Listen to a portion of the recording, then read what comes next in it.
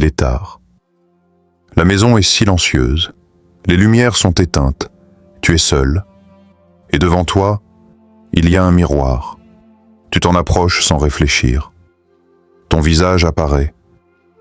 Mais pendant une fraction de seconde, quelque chose ne va pas. Pourquoi, à cet instant précis, ton cœur s'accélère-t-il sans raison? Pourquoi ressens-tu ce frisson soudain, cette oppression dans la poitrine, comme si tu n'étais plus vraiment seul? Pourquoi tant de personnes, partout dans le monde, racontent la même chose? Une peur inexplicable, un regard qui semble différent, une sensation de présence derrière elles. Ce ne sont pas des histoires inventées, ce sont des témoignages réels, vécus dans le silence de la nuit, quand personne ne regarde, sauf peut-être quelqu'un d'autre. Peu de gens osent en parler. Parce que ce danger ne laisse aucune trace visible, il ne touche pas le corps, il touche l'âme. Et ce que beaucoup ignorent, c'est que l'islam met sérieusement en garde contre certains moments de vulnérabilité, surtout la nuit, quand l'être humain est distrait, fatigué et loin du rappel d'Allah. Le miroir n'est peut-être qu'un objet, mais la nuit et l'état du cœur peuvent ouvrir des portes que tu ne soupçonnes même pas. Dans cette vidéo, tu vas comprendre pourquoi ce malaise n'est pas un hasard, pourquoi il revient toujours la nuit, et ce que l'islam révèle, discrètement, mais clairement, sur ce phénomène que beaucoup ont vécu, sans jamais l'expliquer. Si tu t'es déjà senti mal à l'aise devant un miroir la nuit, cette vidéo te concerne. Écris en commentaire « Je ressens quelque chose devant les miroirs la nuit ». Avant de commencer cette vidéo, n'oubliez pas de liker cette vidéo, car cela nous donne beaucoup de force pour continuer à partager du contenu bénéfique. Et je vous invite à vous abonner à notre chaîne et d'activer la cloche de notification pour rester informé de nos prochaines publications sur la foi islamique. Partagez-la avec vos proches et laissez un commentaire pour me dire ce que vous en pensez. Merci et bonne vidéo. Pourquoi la nuit change tout? Psycho plus spirituel. La nuit n'est pas un simple moment où le soleil disparaît. C'est un basculement. Le bruit s'éteint, les distractions tombent, les voix du monde se taisent, et soudain, il ne reste plus que toi, ton esprit, et ce que tu ressens vraiment. C'est pour cela que tant de personnes disent « Le jour, je vais bien », mais la nuit, quelque chose change. Psychologiquement, l'esprit est moins distrait. Il n'est plus occupé à fuir, à courir, à se protéger par le bruit. L'âme, elle, devient plus sensible, plus réceptive, plus vulnérable. Et spirituellement, l'islam nous apprend une chose essentielle. La nuit est un moment où le voile entre le monde visible et l'invisible devient plus fin.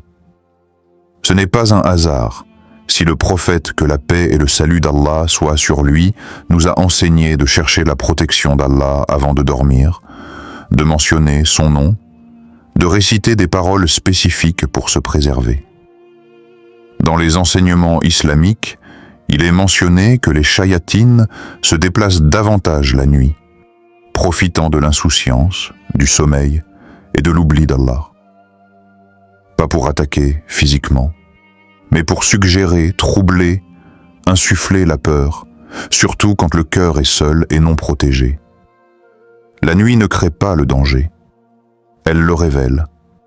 Elle révèle ce que le jour masque par le bruit. Elle révèle l'état du cœur.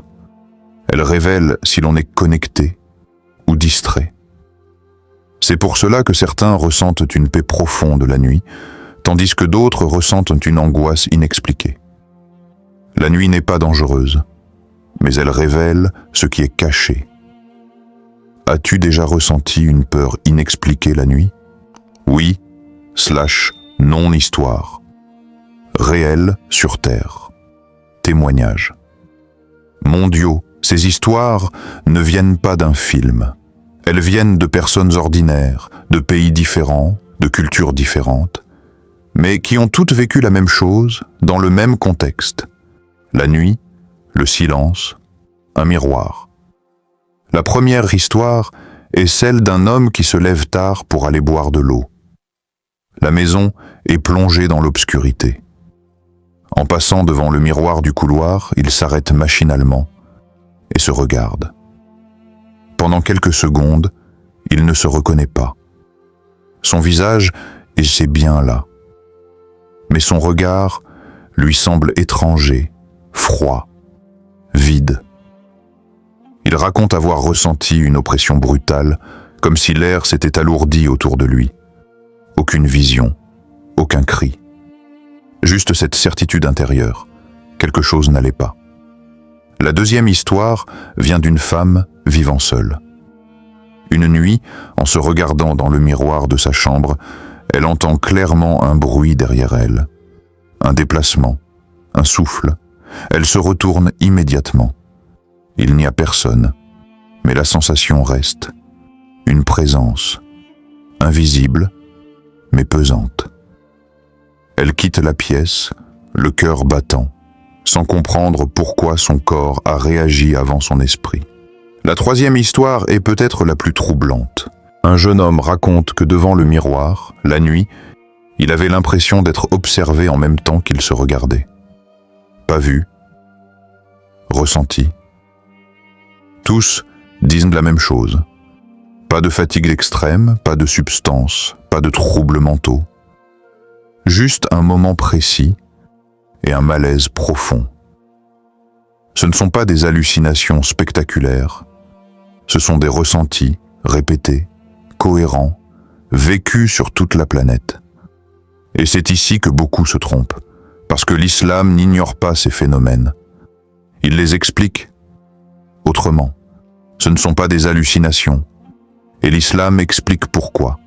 Ce n'est pas le miroir qui est dangereux, c'est ce qui peut t'observer avec toi. Raconte en commentaire si tu as déjà vécu quelque chose de similaire. Le miroir, un simple objet, vision islamique. Alors posons la vraie question. Le miroir est-il réellement dangereux ou n'est-il qu'un simple objet que l'on accuse à tort? Dans l'islam, le miroir n'est ni haram, ni maudit, ni porteur de mal par lui-même. Un miroir n'est qu'une surface. Il reflète, il montre, il ne crée rien. Mais spirituellement, il agit comme un amplificateur de perception. Il force l'être humain à se confronter à lui-même, dans un moment où l'âme est souvent fragile, la nuit. C'est pour cela que certains savants expliquent que le miroir peut devenir un déclencheur, non pas d'un danger physique, mais d'un déséquilibre spirituel, lorsque la personne est seule, distraite, loin du rappel d'Allah et non protégée par le dhikr. L'islam nous enseigne aussi l'existence des djinns, des créatures invisibles, créées d'un feu sans fumée, qui vivent parmi nous, nous voient alors que nous ne les voyons pas. Cela ne signifie pas qu'ils apparaissent dans les miroirs. Cela signifie que l'invisible est présent, même quand nos yeux ne le perçoivent pas.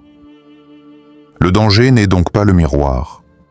Le danger, c'est la négligence spirituelle.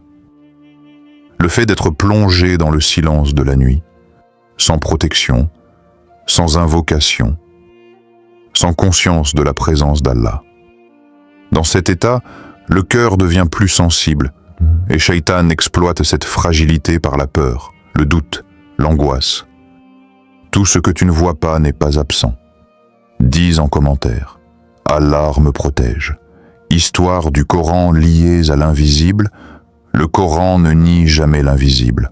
Au contraire, il nous rappelle que ce que nos yeux ne voient pas existe bel et bien, et agit parfois plus que ce que nous voyons. Parmi les histoires les plus frappantes, il y a celle du prophète Sulayman, alayhi salam. Allah lui avait accordé un don unique, le pouvoir de commander aux djinns. Ces créatures invisibles travaillaient sous ses ordres, construisaient, plongeant dans les profondeurs, et accomplissaient des tâches que l'être humain ne pouvait pas faire. Cette histoire nous enseigne une vérité essentielle. Les djinns nous voient, nous entendent, et évoluent dans un monde parallèle au nôtre, alors que nous ne les percevons pas. L'invisible n'est donc pas une imagination. Il est réel, structuré, présent.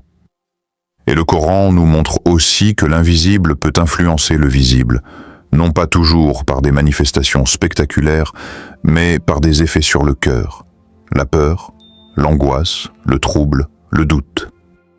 C'est ici que le lien avec la nuit devient clair. La nuit, quand l'être humain est seul, quand il se retrouve face à lui-même, quand il oublie Allah, quand il se néglige spirituellement, il devient plus vulnérable. Ce n'est pas parce que le mal est plus fort la nuit, mais parce que le rappel d'Allah est parfois plus faible. Le Coran nous enseigne que le souvenir d'Allah est une forteresse. Quand le cœur est rempli de dhikr, aucune solitude n'est réelle, aucune présence invisible ne peut nuire. Mais quand ce rappel disparaît, le silence devient lourd, et l'âme ressent ce qu'elle ne comprend pas. Celui qui se souvient d'Allah n'est jamais seul. Écrit en commentaire, Hasbiya Allah. Pourquoi certaines personnes voient ou ressentent plus? Tout le monde ne ressent pas les choses de la même manière, et cela ne signifie ni faiblesse, ni imagination.